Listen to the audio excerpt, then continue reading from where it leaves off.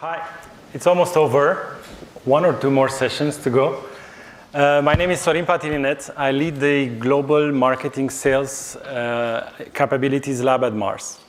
And today I'm going to tell you a little bit about our story on how we built a culture of marketing excellence or a culture of content excellence using attention and using evidence-based marketing. I would be not here in front of you if it would not been for Mars. Mars is the family-owned company behind brands like M&M's, Snickers, Pedigree, Whiskas, Royal Canin, Extra Gum, or let's say Ben's Original. And the story that I want to start today starts early on. So early on, back in the old days, this is what marketing used to be like. So you had Don Draper coming up with an amazing campaign. You had one single asset, one creative that was on, of course, TV. At the end of the campaign, you were looking at sales rates, and you saw whether that ad was a successful ad or a not so successful ad. In most of the cases, it was a successful ad because it was done by Don Draper. Fast forward to today. We are in the attention economy. And a stat that I think it's already old told me 2 years ago that on average, someone in the US is exposed to over 4,000 brand messages a single day. So in that cacophony of messages, how do you get through? First of all, it's tough for the consumers, but if you put yourself in our shoes as advertisers, it's tough for advertisers too, because we don't only need to develop one piece of content like Don Draper used to do, but we need to develop various formats, various executions for all the publishers out there. And then as researchers in advertisers, we need to also test those executions and see which ones work and which ones don't work that well. So it's tough for everyone, but there is a path. What also makes it tough for consumers and what makes it easier for us, I would say, is that not all those 4,000 brand messages or 4,000 brand mentions are processed by people. They say that 90% of actions or decisions are subconscious, are not visible, are the downside of the iceberg.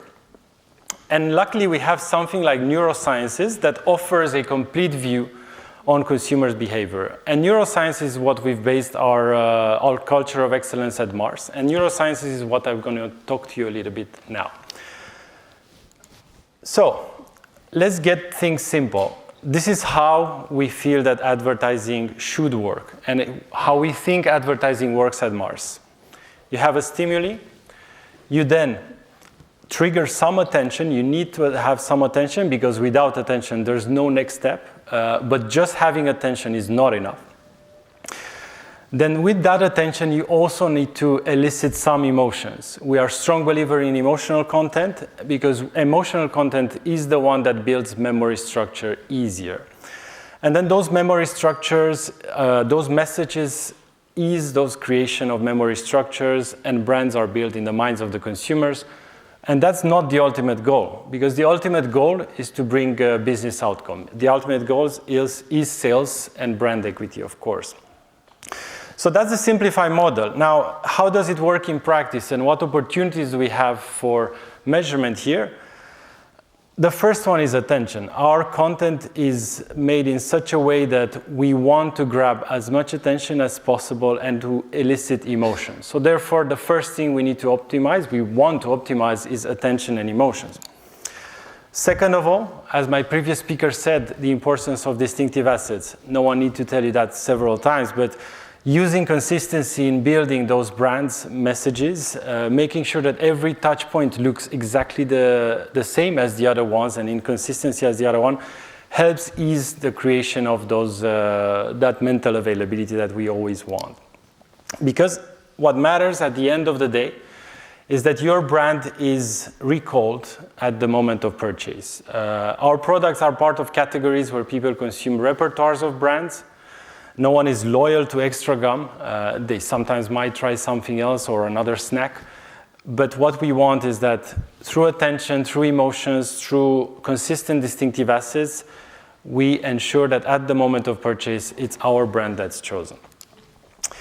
So, in 3 steps, how we've built this culture of effectiveness. The first step, and it's the most important one, is to set the gold standard of truth. What is the truth set that you are basing your future measures on? And for us, that truth set was from the TV world. Using single source data, we've matched ad exposure data with purchase data. And we've built an internal practice that's been looking at creative effectiveness over the last 15 years at Mars in 9 markets and testing thousands of ads for both our brands, but also our competitors. This allowed us, first of all, to have a very robust set of metrics which are linked to business outcomes, sales, and allowed us to then go for prepare for the future. Because as I said before, the future is much more complex than the Don Draper one. And in step 2, anticipating that future, we've explored the tools that neurosciences offers to marketing for a faster response. We no longer have 100 ads created in a year, but 2,000. So then, the first wave of neurosciences, it's all about EEG, biometrics, and facial coding. Usually done in lab, extremely academic, I would say, extremely precise, but very, very descriptive of the creative elements that you have in the ad. That's wave 1. We were happy with wave 1 until COVID came and wave 2 basically hit. Not the COVID wave, but our wave. The problem that was triggered by COVID was that all our neurosciences or neuromarketing research was stopped because in-lab research was immediately banned. And then there was also a proliferation of content that was skewing towards mobile. And therefore, we needed to respond fast. We needed to move from the lab to the real world and try to see what kind of solutions can we identify that work also on a mobile phone in someone's home and wherever they are. And that's where we got to the solution that we have today and we're very, very happy with. And the wave 3 is already here. I mean, we're testing with wave 3. Wave 3 is ad testing using AI, ad testing moving slightly away from consumers, which hurts me a little bit, but at the end of the day, I think that working together with AI via eye tracking via AI and even attention measurement using AI, we'll get a larger scope. So the step 3, after using neurosciences and using sales lift data, we've tested over 4,000 ads in 20 countries across 6 different partners, and we were not happy with the solution that we found. So we've built internally, inside Mars, a pre-testing tool that is called Agile Creative Expertise. To my knowledge, is the first behavioral first pre-testing tool that's been built by an advertiser. It's very much linked to sales. All the KPIs that are testing are linked to sales. It's mobile first, but marketers use it mostly for TV ads today. So that's what was the reason why I'm here in front of you. How do we use ACE? It's a very simple tool. We've used it over 1,000 times in 2 years in 20 markets for 41 brands. And it's a combined measure of time in view, attention, distraction, emotions, and compliance with brilliant basics.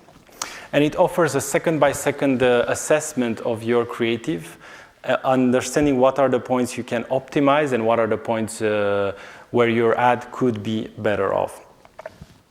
And running all those hundreds and thousands of tests, we started to identify patterns. And those are the patterns that probably would be interested for you to see. I've selected 3. The first one is very clear. I hear a lot of talk about trying to prove attention as a KPI, trying to link attention with business outcomes.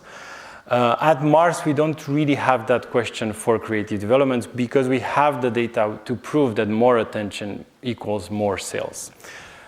This is a subset of TV ads for M&M's, one of our biggest brands, in which you clearly see that good ads that drive more sales, because that's how we define good ads. First of all, they start higher on the attention metric. And then the attention graph goes up, which is exactly the pattern we want to see from the ads.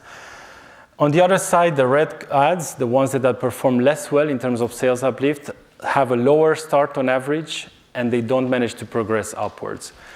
This is the kind of data that every marketeer at Mars uses to optimize content on a daily basis, I would say, on a second-by-second basis. But we're not just looking at attention. The other things we're looking at very closely is how we drive emotions. And we have strong believers in positive emotions. And I have another example from M&M's here, where the pattern we want to see in emotions is a positive upwards trend. I really strongly feel that advertising, as any other type of media, has its purpose to make you feel slightly better at the end of watching those 50 seconds than you felt at the beginning of those 15 seconds. And therefore, we're looking for that upward trend, and we're looking for those emotional peaks where preferably our brand is visible and highly visible on the screen. So, attention equals sales, positive emotions drive sales. But last but not least, what we found is that advertising is not so easy to be described by science only. It's a mix of science and art. For every example, for every guideline we've created using neurosciences and data, there was also a counter-example, a brand that said, we've applied everything, but the ad still bonked. It doesn't work. And therefore, we have to say it. Nothing is 100% correct. We're not creating the rules of advertising by running thousands of pre-testing tools, but we are helping marketeers increasing their odds of success in the world of content. Thank you very much. That was all from my side. Happy to take any questions.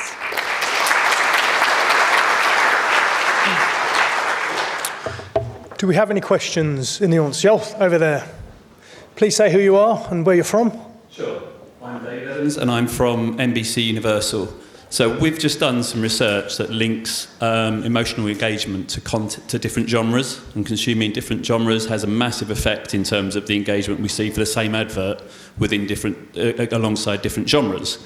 Interested to know if you've done something similar using facial coding as opposed to biometrics.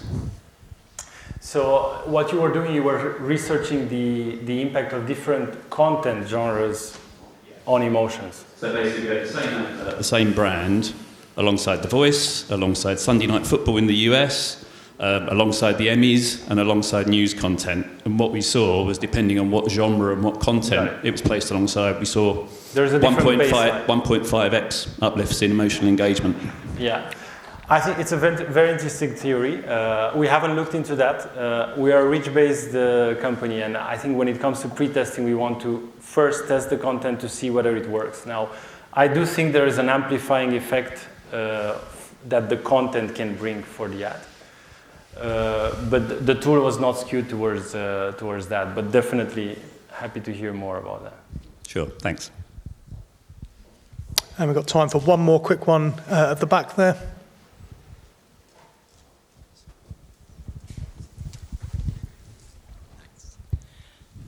Hi, Max Scull from the 7 Stars. I was wondering if you think there's any danger of over-optimizing towards in-market audiences and short-term sales by focusing on attention and sort of ignoring growth audiences.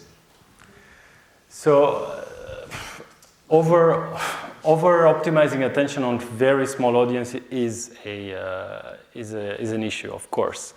The way we run the research is that we have a selection of general market audience on which we test those creatives, hundreds of consumers. Now, of course, that sample could be skewed towards a subsample because marketeers always want to pre-test their creative in a very small subset, but we try to make it as wide as possible. And therefore, I think at the end of the day, attention is, when you're talking about the total population, that's still okay to use. Fantastic, thank you. Once again, round of applause for Sorin, please. Thank you.